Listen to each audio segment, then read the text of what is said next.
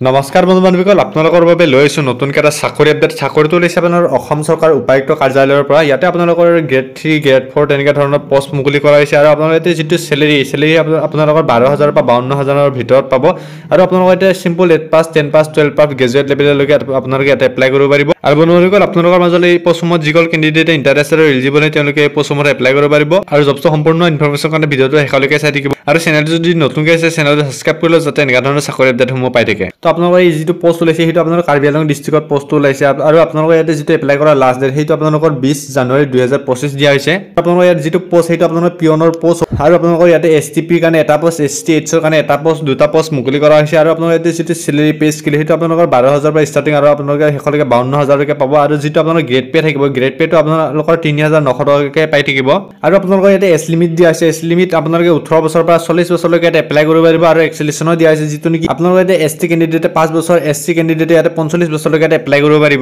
আৰু আপোনালোকৰ ইয়াতে যিটো এডুকেশ্যন কোৱালিফিকেশ্যন দিয়া আছে এইটো আপোনালোকৰ মিনিমাম কোৱালিফাই আপোনালোকে 8 পাছ 10 পাছ তেনেকুৱা ধৰণে ইয়াতে এপ্লাই কৰিব পাৰিব আৰু আপোনালোকৰ এপ্লিকেশ্যন সাবমিটৰ লাষ্ট ডেটটো দিয়া আছে 20 জানুৱাৰী 2025 দিয়া হৈছে আৰু লাষ্টৰ পৰা আপোনালোকৰ ইয়াতে কিছুমান ইম্পৰ্টেণ্ট ডেটছৰ বিষয়ে দিয়া হৈছে এপ্লিকেশ্যন ফৰ্মখন আপোনালোকে ক্লিক হাত গ'লে ইয়াতে ৰেজিষ্টাৰ কৰি আপোনালোকে অনলাইন এপ্লাই কৰিব পাৰিব